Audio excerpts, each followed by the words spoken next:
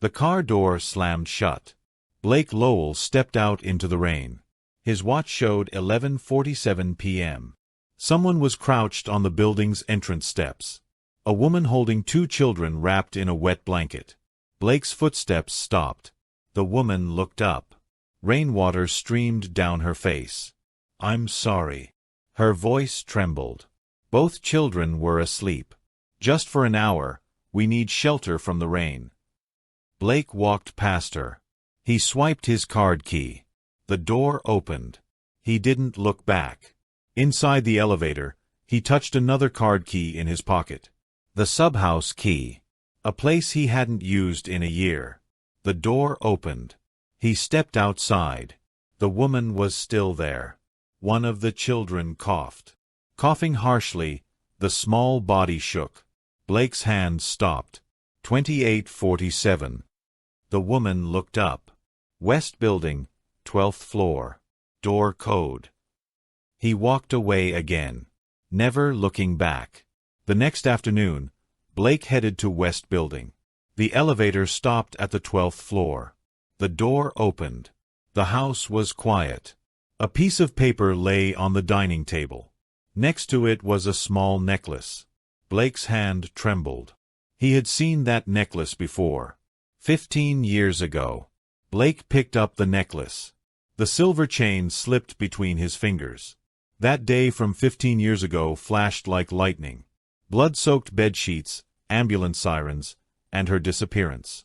The necklace fell to the floor. Blake unfolded the note. "Thank you." The handwriting was shaky, as if written by a child. He looked around the house. 2 small drawings lay on the sofa. Family pictures drawn with crayons. The first drawing showed a long-haired woman with 2 children. The second drawing had a man in a suit added. The man's face resembled Blake. Blake's breath stopped.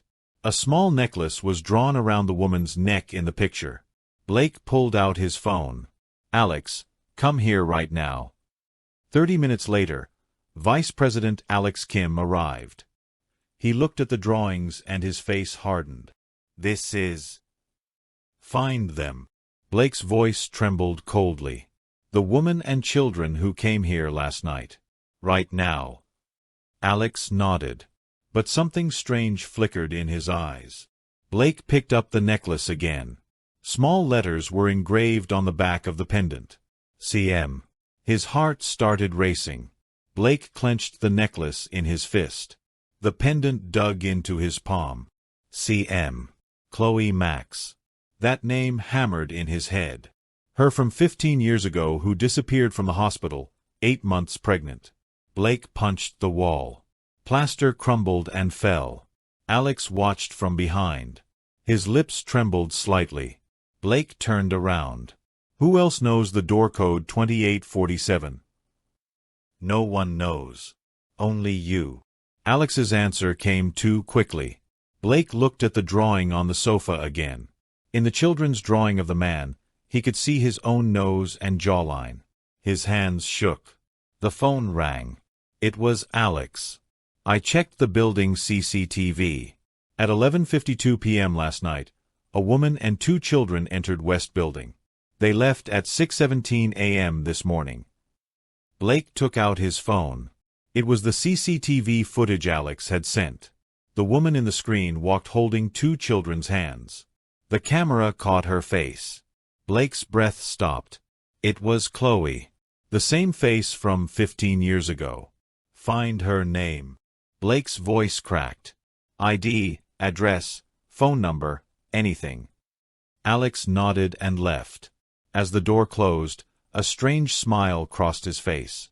Blake looked at the necklace again. There were smaller letters inside the pendant. "Forever B." His heart felt like it would explode. Alex's call came at 11 p.m. "I can't find her." Blake threw his phone to the floor. The screen shattered. There are no records under the name Chloe Max. No ID, registration, phone number, bank account. Nothing. Alex's voice was strangely calm. Blake ran to West Building. Instead of the elevator, he ran up the stairs. All the way to the 12th floor. When he opened the door, there was a smell. Children's soap. He went to the bathroom. 2 small toothbrushes lay on the sink. Pink and blue. Blake's chest tightened. He went to the bedroom. The bed sheets were neatly arranged. The pillow smelled of children's shampoo. He opened the closet. A small sock lay in the corner. Size for a 6-year-old. Blake picked up the sock. His hand trembled. He remembered what Chloe had said when she was pregnant 15 years ago. "Twins," she said. "Girls." He returned to the sofa. He looked at the children's drawings again. There was small writing in the corner of the second drawing. Joy and Claire. Blake's heart stopped. Those were the names Chloe had wanted. The names she had mentioned 15 years ago. The phone rang. It was Alex. "I found another clue. You need to come." Blake left the house, putting the sock in his pocket. That small sock was proving everything. He no longer believed it was coincidence. Alex handed Blake an envelope. The envelope was heavy. Blake tore it open. A bundle of hospital documents spilled out. He opened the first page. It was dated 15 years ago. Patient name, Chloe Max, diagnosis, 32 weeks pregnant, our admission reason, traffic accident. Blake's finger moved to the next line. Guardian, Blake Lowell. His breathing became rough. He turned to the next page. Surgery records. Emergency C-section, twin birth, 2 female infants. Blake threw the documents to the floor. Papers scattered everywhere. That day from 15 years ago came back vividly.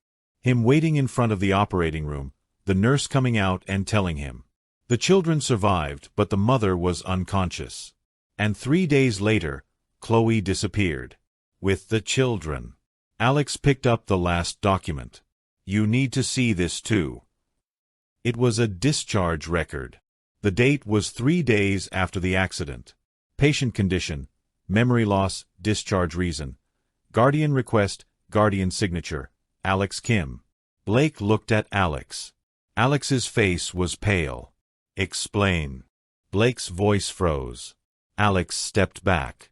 "I was trying to protect you." Blake grabbed Alex's shirt. "Tell me where my children are. Right now." Alex's lips trembled. But he said nothing. Blake let go of Alex and pulled out his phone. It was time to find the truth after 15 years.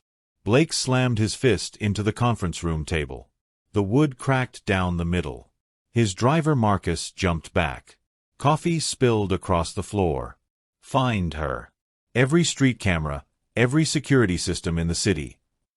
Blake's knuckles were bleeding. He didn't notice. Marcus pulled out his tablet. His fingers moved quickly across the screen. Traffic cameras, building securities, parking lot footage, everything connected to the city's surveillance network. Blake paced behind him. Each step echoed in the empty room. The first hit came at 2:47 a.m. "Sir, I found something." The screen showed a grainy image. A woman walking with 2 small figures. Timestamp, 6:23 a.m., 3 blocks from West Building. Blake leaned closer. The woman's face was partially visible. His breath caught. "Keep going." More footage appeared. 6:31 a.m. at a bus stop. 6:45 a.m. boarding the downtown express. The children's faces were clearer now. Blake's hands gripped the table edge. The crack widened. "Where does that bus go?" "Downtown Shelter District." Blake grabbed his coat. Marcus followed. The black sedan cut through empty streets. Blake's phone buzzed constantly. Alex calling. He ignored every ring. They reached the shelter at dawn. A gray concrete building with barred windows. Blake walked through the front door. The receptionist looked up, startled by his expensive suit in this place. "I'm looking for a woman with 2 children. They would have arrived this morning." The woman's eyes narrowed. She'd seen too many men like this. Rich men looking for someone who didn't want to be found. "We don't give out information about our residents." Blake pulled out his wallet. $500 bills hit the counter. Her expression changed. Room 237. But she's not there. Blake's stomach dropped. What do you mean? Left an hour ago. Said she was going to the hospital. Blake ran back to the car. Marcus was already starting the engine. Which hospital? St. Mary's. Only one in walking distance. The sedan screeched out of the parking lot. Blake's mind raced. Hospital. 15 years ago, Chloe had been in St. Mary's emergency room. The same hospital where everything had fallen apart. They arrived in 12 minutes. Blake burst through the automatic doors. The information desk was empty. He ran to the elevator, pressing buttons frantically. Third floor. Pediatric ward. The elevator doors opened. Blake stepped out and froze. At the end of the hallway, a woman sat in a plastic chair. Two small girls played with broken toys beside her. Blake's legs wouldn't move. It was her. 15 years older, thinner, but unmistakably Chloe. She looked up. Their eyes met across the hallway. Her face went white. One of the children tugged at her sleeve. The woman, Chloe, stood up slowly. Blake started walking toward her. Each step felt like walking through quicksand. Chloe. She shook her head. Confusion flickered in her eyes. I'm sorry, do I know you? The words hit Blake like a physical blow. He stumbled backward. The children stared at him with wide eyes. Eyes that looked exactly like his own. Mommy, who is that man? Chloe gathered the children closer to her. I don't know, sweetie. But her hands were shaking. Blake pulled out his phone. The photo of the necklace filled the screen. You left this. At my house. Chloe's eyes fixed on the image. Something shifted in her expression. I don't remember. Her voice was barely a whisper. The door code was 2847. You knew it somehow. Blake stepped closer. Chloe backed against the wall. I don't understand what you're talking about. But her breathing was getting faster.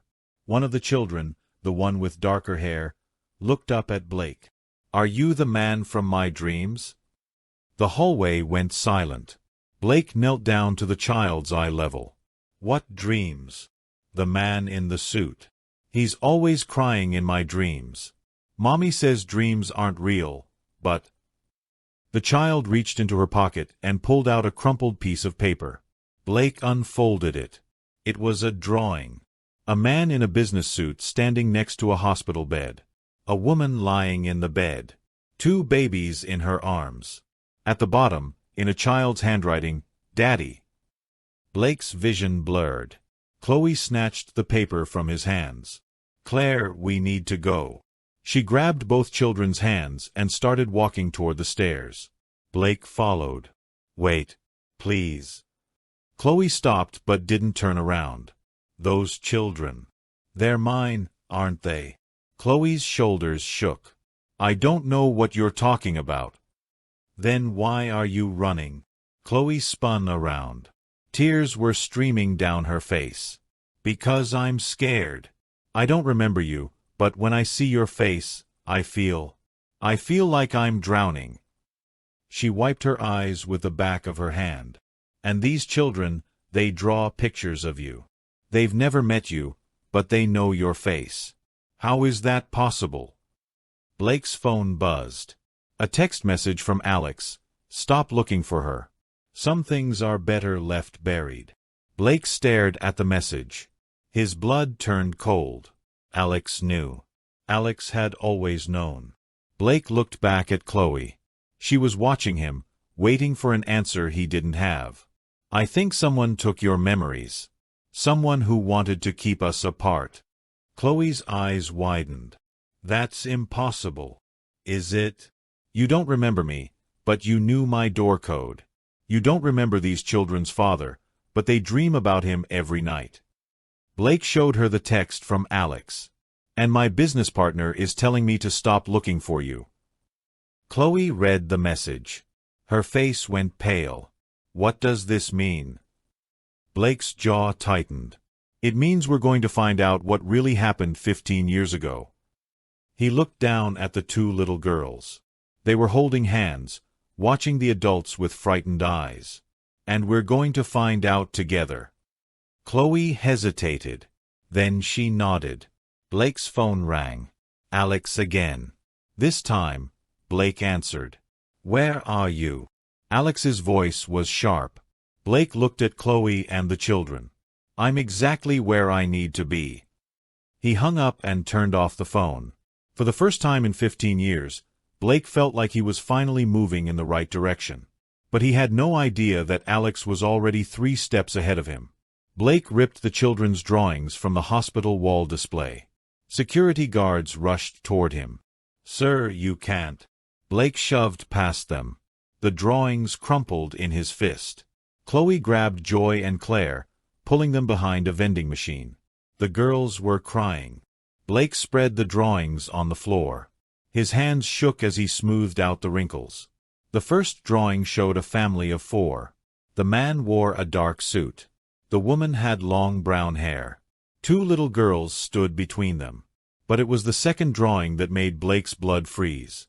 The same family, but this time the man's face was detailed. Every line, every feature. It was Blake's face drawn by a 6-year-old who had never seen him before. Blake's knees hit the cold hospital floor. Chloe emerged from behind the vending machine. She saw Blake staring at the drawings. "Claire drew those last week. She said she dreamed about that man." Blake looked up at Claire. The little girl was peeking out from behind her mother's legs. "What else do you dream about?" Claire whispered something to her sister Joy. Joy nodded and pulled out a small notebook from her backpack. Pages and pages of drawings. All showing the same man in different scenes. Playing in a park. Reading bedtime stories. Pushing swings. Blake's throat closed up. "How long have they been drawing these?" "Since they could hold a crayon. I thought it was just imagination, but—" Chloe's voice trailed off. Blake stood up.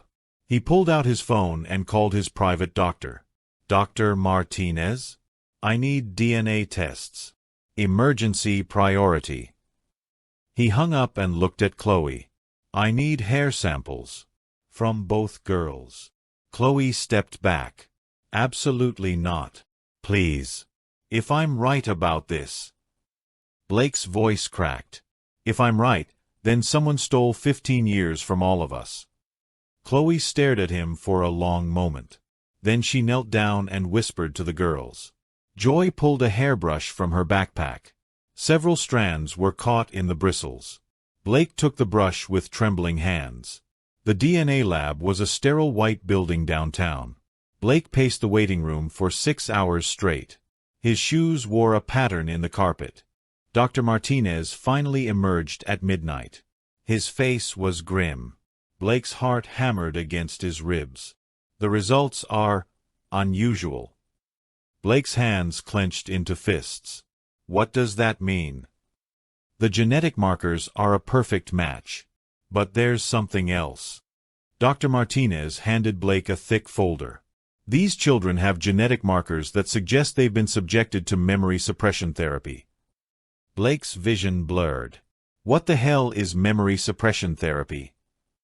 "It's experimental. Highly illegal. It involves targeted drug therapy combined with psychological conditioning." Blake grabbed the doctor's arm. "Are you saying someone deliberately erased their memories of me?" "Not just their memories. The therapy would have affected their mother as well." Blake's phone buzzed. A text from an unknown number. "Stop digging or lose them forever." Blake showed the message to Dr. Martinez. "Doctor, I need you to run one more test. I need to know if their mother was also subjected to this therapy." "I'll need a blood sample." Blake was already heading for the door. He drove to the shelter where Chloe was staying. The night guard recognized him from earlier. "She's in room 237. But visiting hours are over." Blake slipped the guard $200. The hallway smelled like disinfectant and desperation. Blake knocked softly on the door. Chloe opened it. Her eyes were red from crying. "Blake, what are you doing here? I need to show you something." He handed her the DNA report. Chloe read it twice. Her hands started shaking. "This says, Joy and Claire are my daughters. Our daughters." Chloe sank onto the narrow bed. The springs creaked under her weight. "I don't understand. I would remember being pregnant. I would remember you." Blake sat beside her. "What if someone made sure you wouldn't remember?" He showed her the information about memory suppression therapy. Chloe's face went white. "That's impossible. Who would do something like that?" Blake's phone rang. "Alex."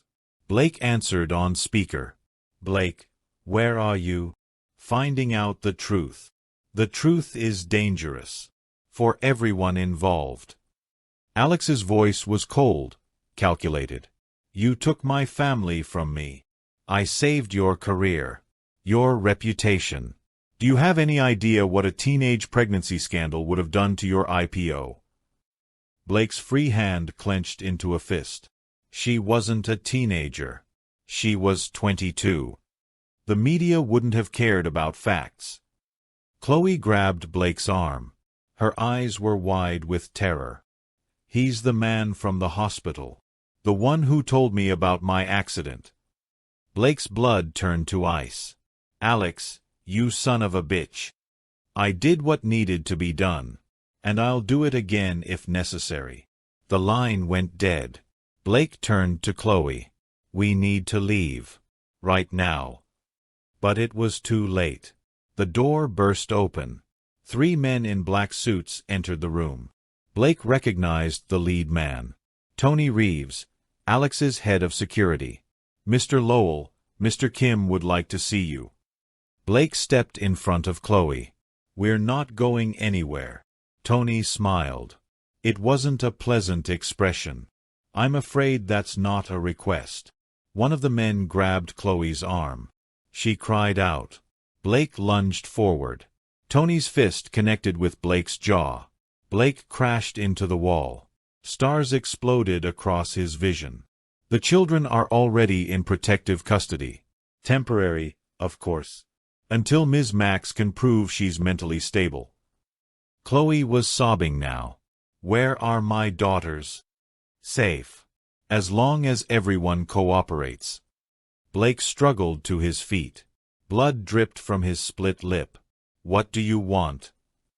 Tony handed Blake a tablet. A legal document was displayed on the screen. "Sign this. It transfers all your shares in Lowell Technologies to Mr. Kim." Blake's eyes scanned the contract. "You're trying to steal my company." "I'm trying to clean up the mess you made 15 years ago." Blake looked at Chloe. She was staring at him with desperate eyes. "If I sign this, you'll let them go?" "I'll consider it." Blake grabbed the tablet and threw it against the wall. The screen shattered. "Go to hell." Tony nodded to his men. They moved toward Blake. But Chloe was faster. She grabbed a lamp from the bedside table and smashed it over one man's head. Glass exploded everywhere. "Run." Blake grabbed Chloe's hand and they bolted for the door. They ran down the hallway as shouts echoed behind them. The exit sign glowed red at the end of the corridor. Blake slammed into the emergency door. An alarm started wailing. They burst into the alley behind the shelter. Chloe's old Honda was parked under a broken streetlight. "Keys." Chloe fumbled in her pocket. Her hands were shaking so badly she dropped them twice. Blake snatched the keys and started the engine. The Honda coughed to life just as Tony and his men emerged from the building. Blake floored the accelerator. The Honda's tires squealed on the wet pavement. In the rearview mirror, Blake saw Tony talking rapidly into his phone. Where would Alex take the girls? Chloe was crying so hard she could barely speak. "I don't know. I don't know anything anymore." Blake's mind raced. Alex was methodical. He would choose somewhere secure, somewhere he had complete control. Then Blake remembered. The research facility. What research facility? Alex has been funding experimental psychology research. Off the books. It's where they developed the memory suppression therapy. Blake turned the Honda toward the industrial district. That's where he took them. That's where he took you 15 years ago. The facility was a nondescript concrete building surrounded by razor wire. No signs, no identifying marks. Blake parked across the street and studied the building. How do we get in? We don't. We call the police. Blake pulled out his phone. No signal. They're jamming communications. A black sedan pulled up behind them. Then another. Blake's heart sank. They found us. Alex Kim stepped out of the lead sedan. Even at this distance, Blake could see his smile. Blake started the Honda again. Hold on. He drove straight at the facility's front gate. The Honda crashed through the chain-link fence in an explosion of sparks and twisted metal. Security guards scrambled out of a guardhouse. Blake swerved around them and drove directly into the building's glass front entrance. The Honda came to a stop in the lobby. Steam hissed from the crumpled hood. Blake and Chloe stumbled out of the wreckage. An alarm was blaring. Emergency lights flashed red. Blake grabbed Chloe's hand. The basement. That's where they'll be. They ran toward a stairwell as security guards poured into the lobby. The basement was a maze of corridors lined with steel doors. Each door had a small window. Blake peered through the first window. Empty room. The second window. Medical equipment. The third window. Blake's heart stopped. Joy and Claire were sitting on a hospital bed. Electrodes were attached to their heads. A machine beside the bed beeped steadily. Blake tried the door handle. Locked. He stepped back and kicked the door with all his strength. The lock shattered. The girls looked up as Blake and Chloe burst into the room. Daddy! Both girls ran to Blake. He knelt down and wrapped them in his arms. Chloe was ripping the electrodes off their heads. Are you hurt? Did they hurt you? They said they were fixing our dreams, Joy whispered. Blake's vision turned red. Alex had been trying to erase their memories of him. Again. Footsteps echoed in the corridor outside. Blake looked around the room. There was another door at the far end. This way. They ran through the door into another corridor. This one led to a loading dock. Blake could see daylight ahead. They burst out of the building into a parking lot. Blake's sedan was parked nearby. Marcus must have brought it. Blake found the spare key hidden in the wheel well. Get in. They piled into the sedan just as Alex and his security team emerged from the building. Blake gunned the engine and they roared out of the parking lot. In the rearview mirror, Blake saw Alex standing in the middle of the lot. His face was twisted with rage. Blake's phone, which he'd thought was broken, suddenly buzzed with a message. It was from an unknown number. This isn't over. I'll destroy everything you care about. Blake showed the message to Chloe. He's not going to stop. Then neither will we. Blake looked at his daughters in the rearview mirror. They were holding hands, finally safe. We're going to end this. Once and for all. But first, they needed somewhere safe to hide. Blake remembered his grandmother's cabin in the mountains.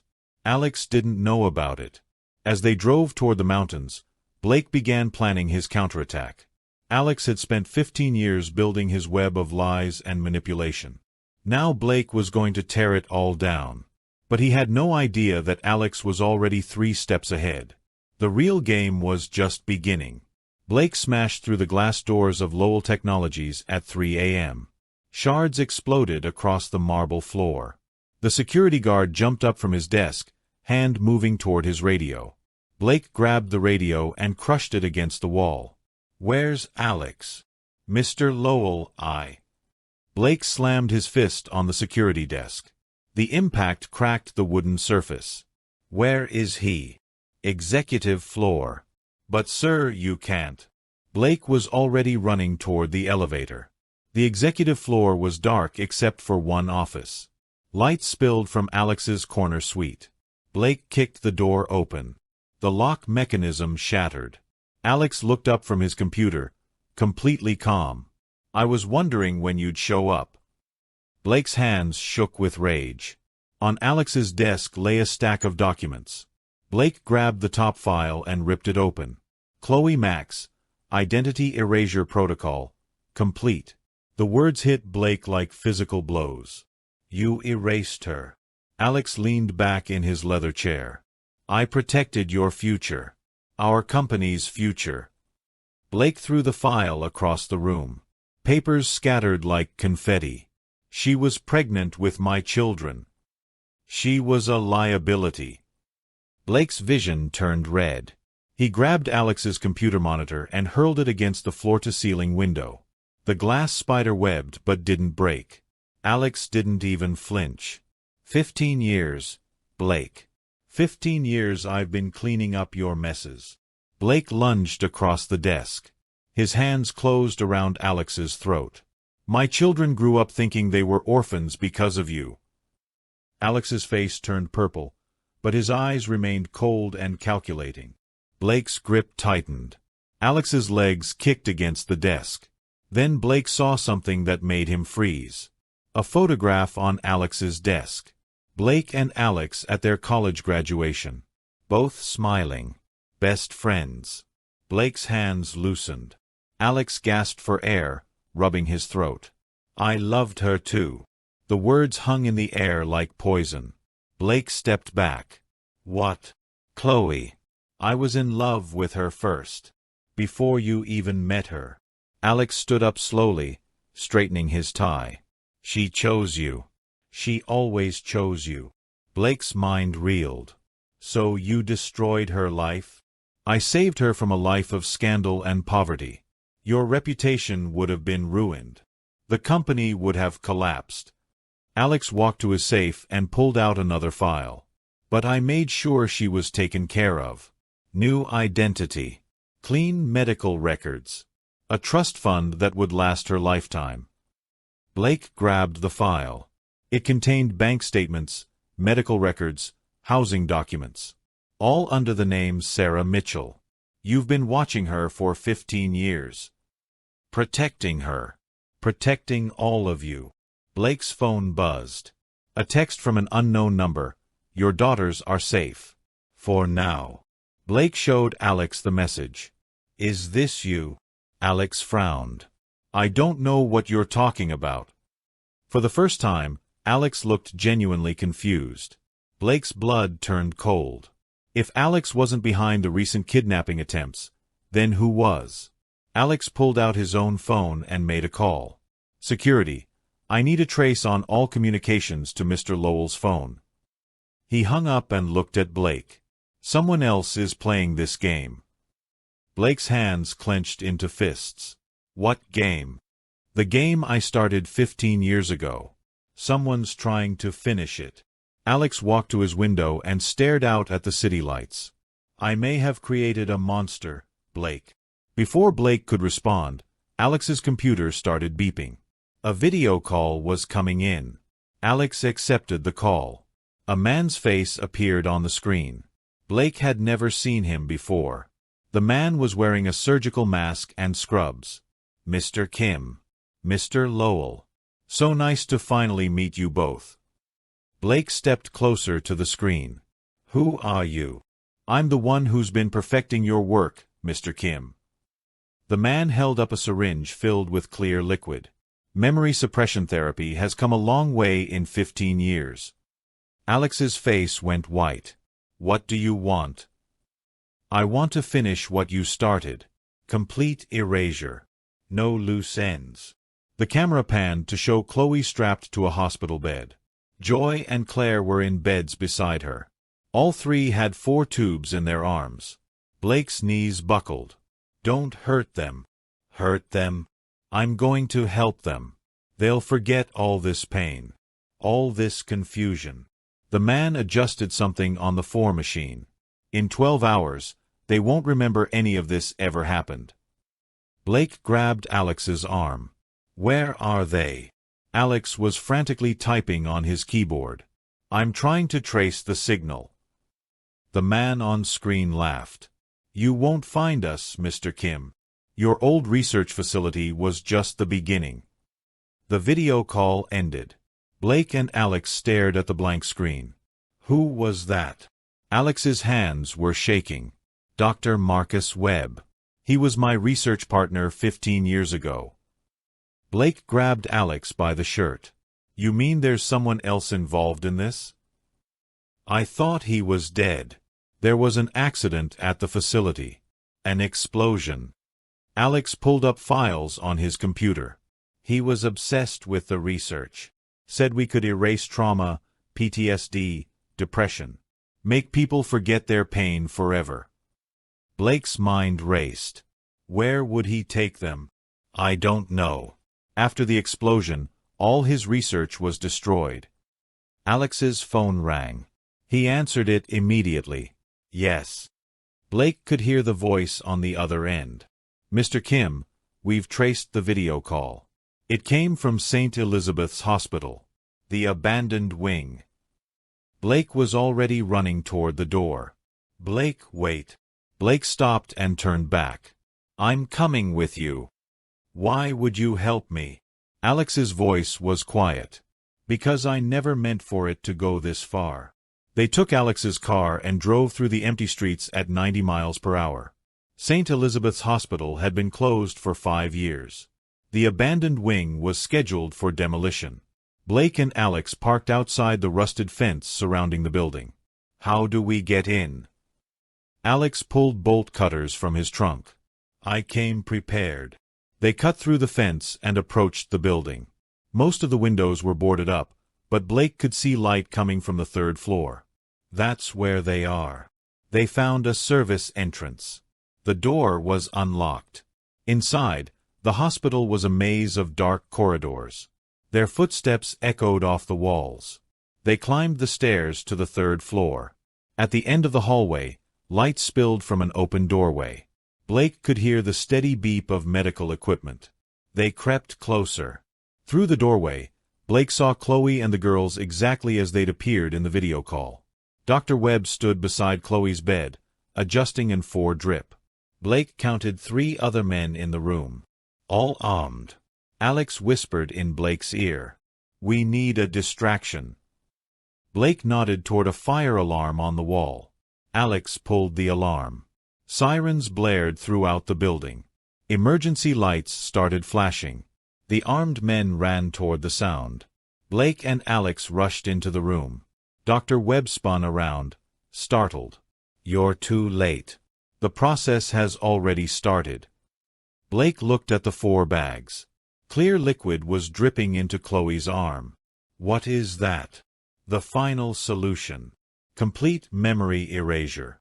They'll wake up with no memories at all. Clean slates. Blake grabbed Dr. Webb by the throat. Stop it. Now. I can't. The chemical process is irreversible once it starts. Blake looked at Chloe. Her eyes were closed, but her face was peaceful. Joy and Claire looked like they were sleeping. How long do we have? Maybe an hour before permanent damage occurs. Alex was already disconnecting the 4 tubes. We need to get them to a real hospital. They'll need immediate treatment. Blake lifted Joy in his arms. Alex took Claire. What about Chloe? I'll come back for her. But as they turned toward the door, Dr. Webb pulled out a gun. Nobody's leaving. Blake set Joy down gently and stepped in front of the children. Let them go. This is between us. This is about perfection. About creating a world without painful memories. Dr. Webb's eyes were wild, fanatical. Your children will thank me when they're older. They won't remember the trauma of being separated from their parents. Blake's rage boiled over. They're 6 years old. They deserve to remember their lives. Do they? Do they deserve to remember living in shelters? Being hungry? Being afraid? Blake looked at Joy and Claire. They were starting to stir, the sedatives wearing off. Daddy! Joy's small voice cut through the tension. Blake knelt down beside her. I'm here, sweetheart. Are we going home? Blake's throat tightened. Yes. We're going home. Dr. Webb raised his gun. I won't let you ruin everything. But Alex was behind him now. Alex grabbed Dr. Webb's wrist and twisted. The gun fired into the ceiling. Plaster rained down on them. Blake tackled Dr. Webb to the ground. They fought for control of the weapon. The gun skittered across the floor. Blake pinned Dr. Webb down. It's over. Dr. Webb smiled. You still don't understand. The memory suppression isn't the end goal. Blake's blood turned cold. What do you mean? The drug I gave them? It doesn't just erase memories. It makes them susceptible to new ones. Blake's hands tightened around Dr. Webb's throat. What are you saying? I can implant any memories I want. Make them believe anything. Blake looked at Chloe and the girls. How do we reverse it? You can't. But you can overwrite it. Dr. Webb pulled a second syringe from his pocket. This contains their real memories. Extracted 15 years ago and preserved. Blake stared at the syringe. You can give them back their memories? All of them. Including the ones Mr. Kim tried to erase. Blake looked at Alex. Is he telling the truth? Alex's face was grim. It's possible. The technology existed even 15 years ago. Blake took the syringe. What's the risk? They might not survive the procedure. The brain can only handle so much trauma. Blake looked at his family. Chloe was starting to wake up. Her eyes fluttered open. She looked at Blake with no recognition. Who are you? Blake's heart shattered. But then Joy spoke up. That's our daddy, Mommy. Don't you remember? Chloe's forehead wrinkled in confusion. I don't remember anything. Blake made his decision. He injected the memory serum into Chloe's foreline. Blake, what are you doing? Giving her back her life. Chloe's body convulsed. Her eyes rolled back. The heart monitor started beeping frantically. She's going into cardiac arrest. Alex started CPR. Blake injected the serum into Joy's then Claire's. Both girls started seizing. Blake's hands shook as he watched his family fighting for their lives. Come on. Come on. Suddenly, Chloe's eyes snapped open. She looked directly at Blake. Blake. Her voice was barely a whisper. Blake grabbed her hand. I'm here. I remember. I remember everything. Tears streamed down her face. The accident. Alex taking me away. 15 years of not knowing who I was. Blake kissed her forehead. It's over now. Joy and Claire were waking up too. Daddy. We remember you. Both girls threw their arms around Blake. For the first time in 15 years, Blake's family was complete. But their celebration was short-lived. Dr. Webb had disappeared. And Blake realized this was just the beginning of their fight for freedom. Someone had been pulling the strings all along. Someone who wanted Blake's family destroyed. And they weren't finished yet. Blake smashed the hospital window with his bare fist. Glass shards cut deep into his knuckles. Blood dripped onto the white floor. Chloe was convulsing on the bed. The memory serum was tearing through 15 years of suppressed trauma in minutes. Her eyes rolled back. The heart monitor screamed. Dr. Martinez rushed in with crash cart paddles. She's flatlining. Blake grabbed the doctor's wrist before he could use the defibrillator. Wait. Chloe's body went rigid. Then she gasped, her eyes snapping open. She stared at Blake with perfect recognition. The car accident wasn't an accident. Her voice was raw, like she'd been screaming. Blake's blood-soaked hand trembled as he touched her face. What do you remember? Rebecca. My sister. She was there that morning. Chloe struggled to sit up, 4 tubes pulling at her arms. She was under my car when I came out of the apartment. Said she was checking something. Blake's phone buzzed. Unknown number. The brake lines were cut at 6:47 a.m. Check the parking garage security footage from Maple Street Apartments. Blake showed Chloe the message. Who's sending these? Before Chloe could answer, another message appeared. Basement of St. Mary's. Room B, 12. Come alone. Blake was already moving toward the door. Blake, don't. I'll be back. The hospital basement smelled like formaldehyde and fear. Blake's footsteps echoed off concrete walls. Room B, 12 was at the end of a long corridor. The door was slightly open. Blake pushed it wider. An elderly woman sat in a wheelchair, oxygen tank beside her. She wore a hospital gown and had kind eyes behind thick glasses. Mr. Lowell.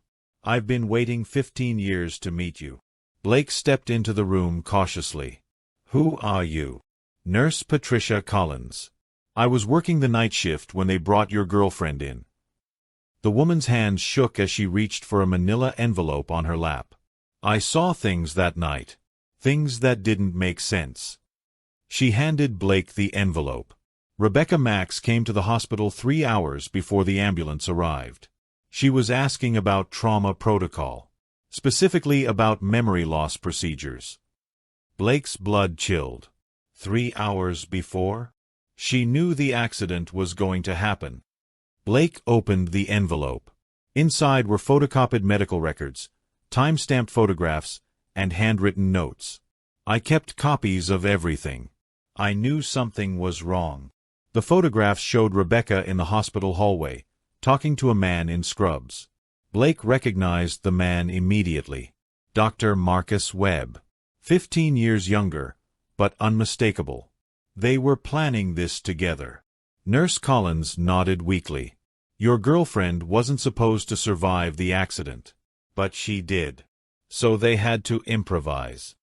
Blake's hands clenched the photographs so tightly they crumpled. The memory suppression. Dr. Webb had been experimenting with it for months. Rebecca provided the funding. Blake's phone rang. Alex. Blake, where are you? I found something about Rebecca's finances. I'm listening. She's been receiving payments from a Swiss account. $12 million over 15 years. Blake looked at Nurse Collins. Inheritance money? Alex's voice was grim. Your grandmother's will. The money was supposed to go to your children when they turned 18. But Rebecca had herself listed as their legal guardian. Blake's vision blurred with rage. Where is she now? That's the problem. She liquidated everything yesterday. The accounts are empty. Blake hung up and turned back to Nurse Collins. Is there more? The old woman reached under her wheelchair and pulled out a small metal box. Rebecca left something here the night of the accident. I've been keeping it safe. Blake opened the box. Inside was a USB drive and a handwritten letter. The letter was addressed to Blake, dated 15 years ago. Blake's hands shook as he read. Blake, if you're reading this, then my plan worked. By now, Chloe is gone and your children think they're orphans. I've taken everything you ever loved, just like you took everything from me. You chose her over me, and now you'll live with that choice forever. The USB drive contains video evidence of what really happened that night. But you'll never find it, because you'll never think to look for it. I'm smarter than you, Blake. I always was. Rebecca. Blake's hands were shaking so violently he could barely hold the letter. He plugged the USB drive into his phone. A video file opened. The timestamp showed 3:17 a.m., the night of Chloe's accident. The video showed Rebecca in a parking garage, crouched beside Chloe's car with a toolbox. She was methodically cutting the brake lines. Blake watched in horror as Rebecca stood up, wiped her hands clean, and looked directly at the security camera. She smiled. Then she held up a sign, for Blake. With love. Blake threw his phone against the wall. The screen exploded into fragments. Nurse Collins flinched. Mr. Lowell. Blake was hyperventilating. 15 years of suppressed rage erupted all at once. He punched the wall repeatedly until his knuckles were raw and bleeding. She tried to kill them. She tried to kill all of them. Blake's legs gave out. He collapsed into a chair. Where are my children now? Safe. Upstairs with their mother. Blake wiped blood from his hands onto his shirt. I need to see them. But as Blake stood to leave, Nurse Collins grabbed his arm with surprising strength. There's something else. She pulled out another envelope, this one sealed with wax. Rebecca came back last week. Blake's blood turned to ice. What? She visited the hospital. Asked about you. About Chloe. About the children. Blake ripped open the envelope. Inside was a single photograph. It showed Joy and Claire playing in a park. The photo was taken from a distance, but it was clearly recent. On the back, someone had written, "Soon." Blake's hands started trembling again. She's still here. In the city. Nurse Collins nodded grimly. And she's not finished. Blake ran back upstairs to Chloe's room. She was sitting up in bed, holding Joy and Claire. All three were crying. Blake, they remember everything now. The foster homes, the shelters, being separated. Joy looked up at Blake with tear-filled eyes. Daddy, why did the bad lady take us away from you? Blake knelt beside the bed and pulled all three of them into his arms. Because some people are sick inside. But you're safe now. But even as Blake said the words, he knew they weren't true. Rebecca was still out there. And she wasn't finished destroying his family. Blake's phone, somehow still partially functional despite the cracked screen, buzzed with a new message. Tomorrow, noon. Where it all began. Come alone, or they die. Blake showed the message to Chloe. Where it all began. Blake's mind raced. Then he remembered. The parking garage. Where she cut the brake lines. Chloe grabbed his arm. Blake, you can't go alone. I don't have a choice. Blake kissed Chloe and both girls. I'm going to end this. But as Blake left the hospital, he had no idea that Rebecca had been watching from the parking lot across the street. She smiled as she started her car. Phase 2 was about to begin. Blake arrived at the Maple Street parking garage at 11:45 a.m. The concrete structure was abandoned, scheduled for demolition. He parked on the third level, where Chloe's accident had been staged 15 years ago. The silence was deafening. Blake's footsteps echoed as he walked to the spot where Chloe's car had been parked. Dark stains on the concrete marked where oil and brake fluid had leaked. Hello, Blake. Blake spun around. Rebecca stood 20 feet away, wearing a black dress and heels. She looked exactly like Chloe, but with cold, calculating eyes. Rebecca. She smiled, but it was predatory. You look older. 15 years of guilt will do that to a person. Blake's hands clenched into fists. Where are they? Safe. For now. Rebecca pulled out a tablet and showed Blake a live video feed. Chloe, Joy, and Claire were tied to chairs in what looked like a warehouse. Blake's heart hammered against his ribs. What do you want? I want you to suffer like I suffered. Rebecca began walking in a slow circle around Blake. Do you remember our first date? Oh wait, we never had one. Because you chose my little sister instead. Blake watched the video feed. Chloe was struggling against her restraints. I was 19 years old, Blake. I thought you were going to ask me to prom. Instead, you asked about my sister. Rebecca's voice was getting higher, more unstable. I introduced you to her as a favor. I thought maybe if I helped you meet someone else, you'd realize what you were missing. Blake kept his eyes on the tablet. Instead, you fell in love with her at first sight. Rebecca stopped circling and faced Blake directly. Do you know what that feels like? Watching the person you love fall for your own sister. Blake finally looked up from the tablet. So you decided to destroy her life? I decided to take back what was mine. Rebecca pulled out a gun. The money, the children, the man I loved. All of it should have been mine. Blake raised his hands slowly. The children are innocent. The children are constant reminders of what I can never have. Rebecca's finger moved to the trigger. But I'm not going to kill them, Blake. I'm going to do something much worse. She showed Blake another video on the tablet.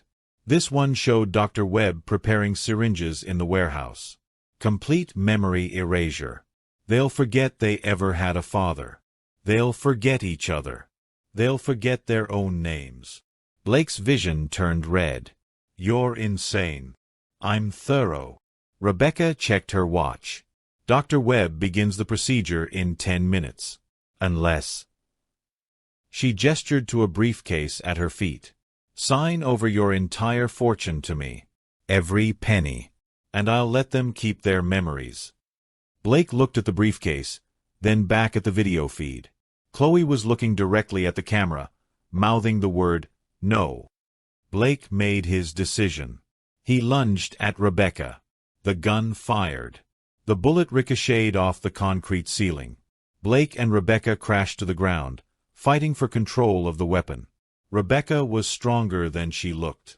Her fingernails raked across Blake's face, leaving bloody scratches. The gun skittered across the parking garage floor. Blake pinned Rebecca down, but she kneed him in the stomach. Blake doubled over in pain. Rebecca scrambled for the gun.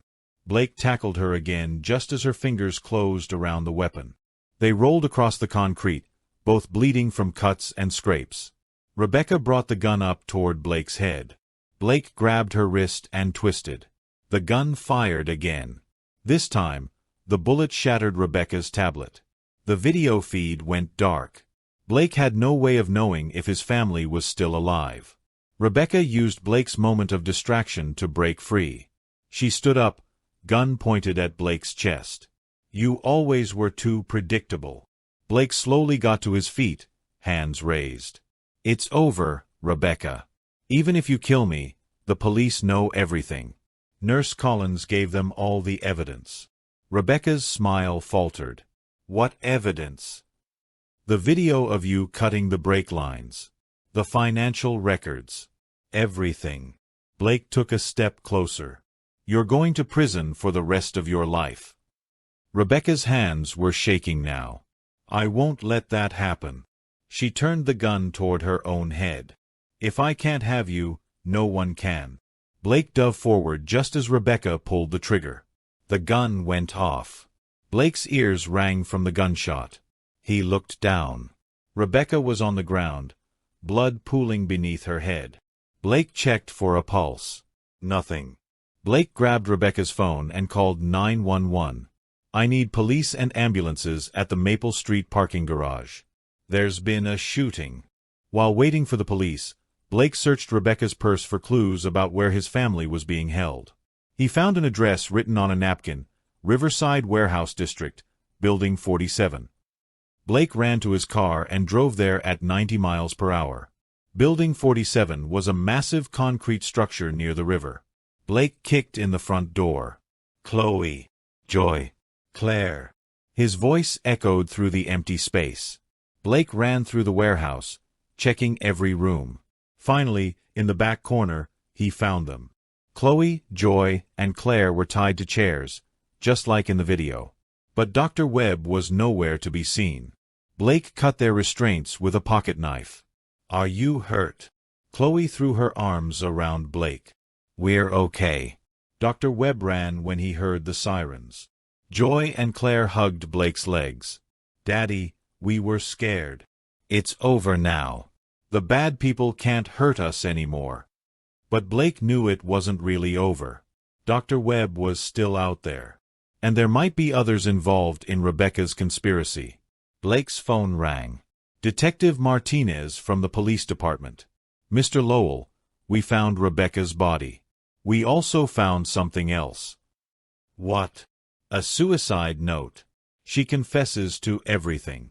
The accident, the kidnapping, the memory suppression experiments. Blake felt a weight lift from his shoulders. What about Dr. Webb? We have units searching for him. But with Rebecca's confession, we have enough evidence to put him away for life. Blake hung up and looked at his family. They were safe. Finally, truly safe. 6 months later, Blake stood in the backyard of their new house, watching Joy and Claire play on their swing set. Chloe came up behind him and put her arms around his waist. The adoption papers came through. Blake turned in her arms. Official. Official. Joy and Claire are legally our daughters. Blake kissed Chloe softly. And Dr. Webb? Life in prison without parole. He'll never hurt anyone again. Blake looked at his daughters, laughing and playing in the sunshine. Do you think they'll be okay? After everything they've been through. They're resilient. And they have us now. Chloe pulled an envelope from her pocket. This came in the mail today. Blake opened it. Inside was a hand-drawn card from Joy and Claire. The front showed their family of 4 standing in front of their house. Inside, in crayon letters, it said, "Thank you for finding us, Daddy. Love, Joy and Claire." Blake's eyes filled with tears. They drew this morning. They wanted to surprise you. Blake wiped his eyes and called to the girls. Joy, Claire, come here. The girls ran over, grass stains on their clothes and dirt on their faces. Blake knelt down and hugged them both. Thank you for the card. It's the most beautiful thing I've ever seen. Joy giggled. We drew you with a smile because you're always happy now. Claire nodded seriously. Before, in our dreams, you were always sad. But now you smile all the time.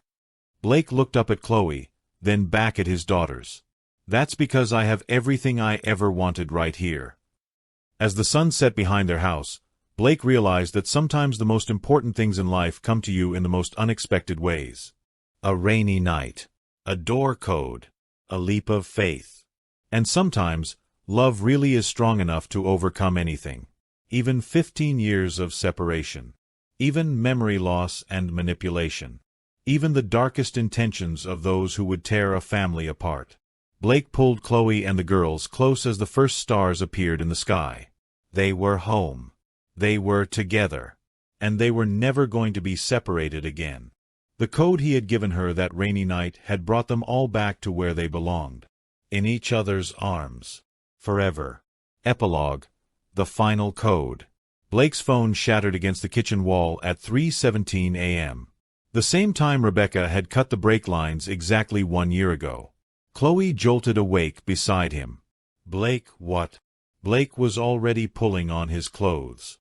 The emergency news alert had been brief but terrifying.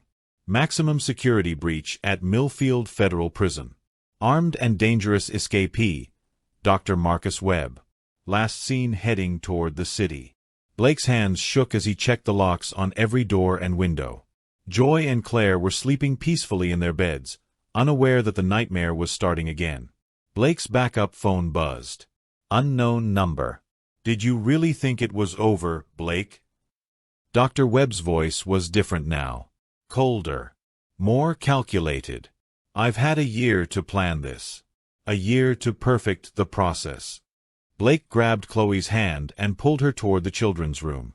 What do you want? I want to finish what Rebecca started. Complete erasure. Not just of memories, but of identity itself. Blake scooped up Joy in his arms. Chloe lifted Claire.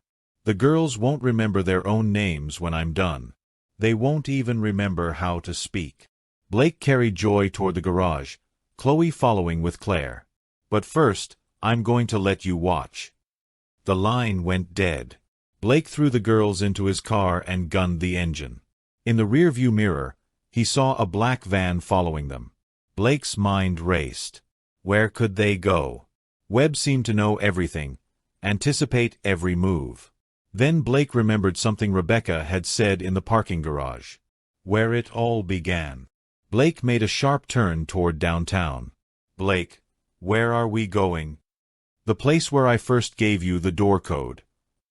The building where Blake had first met Chloe and the girls was abandoned now. Scheduled for demolition like so many others. Blake parked in the same spot where his car had been that rainy night. The black van pulled up behind them. Dr. Webb stepped out, flanked by 2 men in surgical masks. Blake pushed Chloe and the girls behind him. Let them go, Webb. This is between us. Dr. Webb smiled. He looked older, more unhinged than before. Actually, Blake, this is about something much bigger than revenge. Webb gestured to his companions. Meet my associates from the Department of Cognitive Research.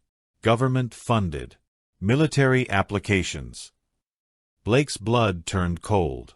You're working for the government? Memory suppression technology has incredible potential for national security. Imagine being able to erase enemy secrets, or implant false memories in captured spies. Webb pulled out a briefcase filled with syringes. Your family has been the perfect test subjects. 15 years of data. Blake stepped forward. You're insane. I'm a patriot, and you're about to become part of history. But before Webb could move closer, car headlights flooded the area. FBI vehicles surrounded them from every direction. Agent Sarah Chen stepped out of the lead car, weapon drawn. Dr. Marcus Webb, you're under arrest for violation of federal anti-torture statutes. Webb's face contorted with rage. You don't understand. This technology could save lives. By destroying families? Agent Chen gestured to her team. They moved in quickly, restraining Webb and his associates. Blake pulled his family close as the FBI agents secured the scene. How did you know we were here? Agent Chen holstered her weapon. We've been tracking Dr. Webb since his escape. We also received a tip from someone who knew you'd come here.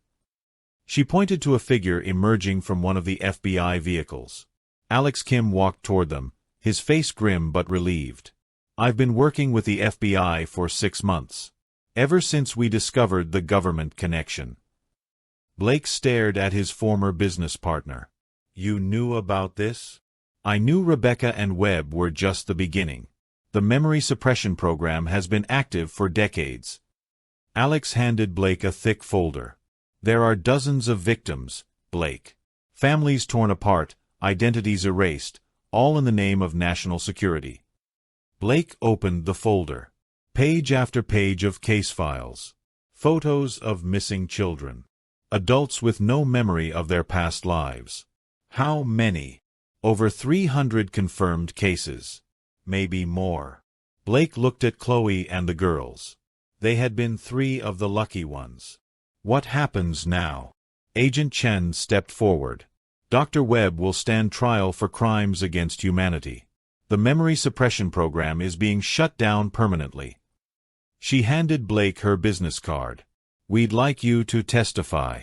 Your story could help convict the people responsible. Blake nodded. Whatever it takes. As the FBI vehicles drove away with Dr. Webb in custody, Blake stood with his family in the same spot where their nightmare had begun. But this time, the ending was different. This time, they were together.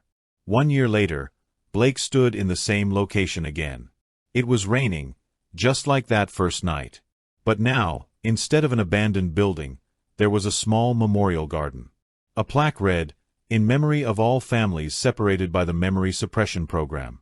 May they find their way home." Joy and Claire, now 7 years old, placed flowers at the base of the plaque. Daddy, are there other families like us? Blake knelt down beside his daughters. Yes, sweetheart. But we're helping them find each other again. Blake and Chloe had started a foundation to help other victims of the program. They provided counseling, legal assistance, and most importantly, hope. Mr. Lowell? Blake turned around. A young woman stood behind them, holding the hand of a small boy. My name is Maria Santos. I think my son might be one of the victims. Blake looked at the boy. He was about 6 years old, with vacant eyes and no expression. He doesn't speak, doesn't respond to his name. The doctors say it's autism, but... Maria's voice broke. But sometimes, late at night, he draws pictures of people I've never seen. A man and a woman. Always the same faces. Blake's heart clenched. How long has he been like this? 3 years. Ever since the accident. Blake exchanged a look with Chloe. What kind of accident? A car crash. But I don't remember much about it. The doctors said I had a concussion. Blake pulled out his phone and called Agent Chen. "Sarah, we have another one." As Blake spoke to the FBI, Chloe knelt down beside the little boy. She pulled out a crayon and paper from her purse. "Would you like to draw something?" The boy took the crayon and immediately started sketching. Within minutes, he had drawn a detailed picture of a man and woman embracing. At the bottom, in shaky letters, he wrote, "Mama Papa." Maria gasped. That's my husband. He died in the crash. But how could Tommy remember him?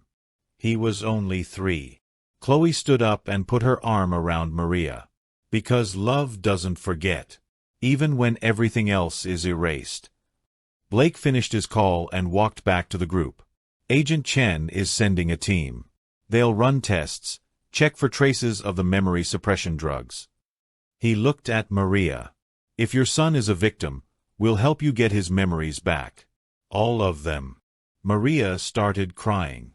"I thought I was going crazy. I thought I was the only one who felt like something was missing." Blake looked around at his family, at Maria and her son, at the memorial garden. "You're not alone anymore." As they walked back to their cars, Joy tugged on Blake's sleeve.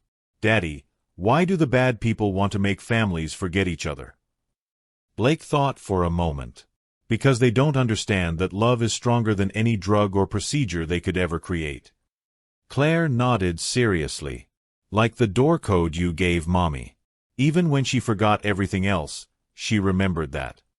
Blake smiled. "Exactly. Some codes can never be broken." As they drove home through the rain, Blake realized that their story wasn't really about memory suppression or government conspiracies. It was about the unbreakable bonds between people who love each other. It was about the codes we give each other. Not just numbers for doors, but the invisible connections that bind families together. And it was about the truth that no matter how much someone tries to erase love, it always finds a way to survive.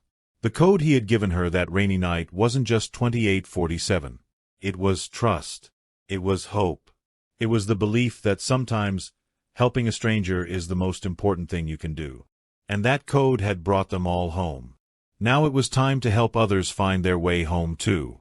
The rain continued to fall, but this time it felt like a blessing. A reminder that even the darkest nights eventually give way to dawn. And that love, real love, never truly dies. It just waits patiently for the right moment to come home. The deeper meaning.